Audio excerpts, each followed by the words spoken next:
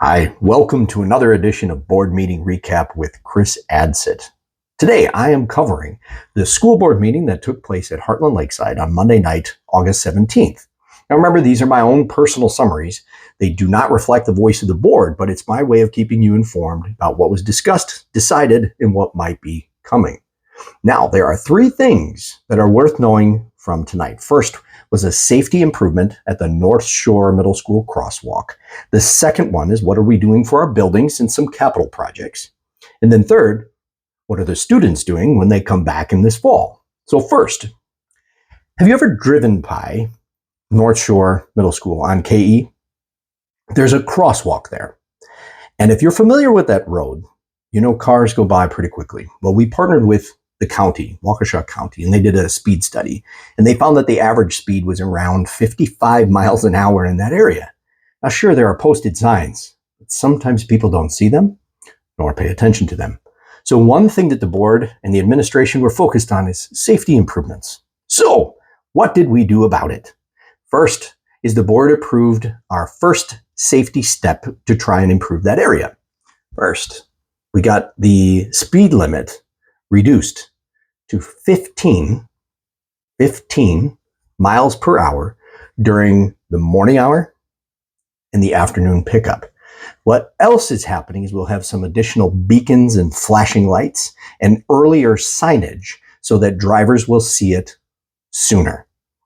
The cost to the district was just over $7,000 with some ongoing maintenance of those signs, batteries, software. But this is a significant improvement to help slow down traffic by that area. Now, if you've seen that crosswalk, it's roughly 60 feet across. So when you have littles with little legs trying to get across, 15 miles an hour will dramatically help improve the safety for our little ones. So I was very happy tonight that the board unanimously approved that partnership and that improvement. Second, so after safety, it comes, what about the buildings? What are we doing? We have about $2 million saved up, just over that, for future capital needs.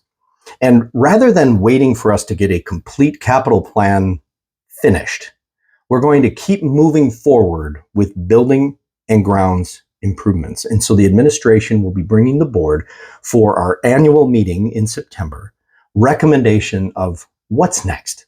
What should we be working on? Again, if you followed me, you'll know that this last year we did some major renovations with carpet in library rooms, a lot of parking lot improvements and updates, just a lot of things done out of our operating expense account.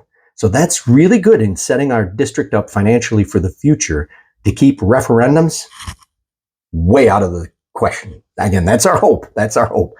So what did we prioritize is what can we do now? What can wait? And then what are we saving for in the future? Those are future discussions that will come up from our capital and building and grounds committee that will be working with the board. And then third, so you've got the kids getting to school safe. Second, what are we doing for the schools? And then third, what are we doing in the schools? So what are they coming back to this fall? Remember, school starts roughly 2 weeks. First, new programs at North Shore Middle School. For the 8th graders especially, we're introducing hydroponics and robotics. It's a new program. All 8th graders will be taking it.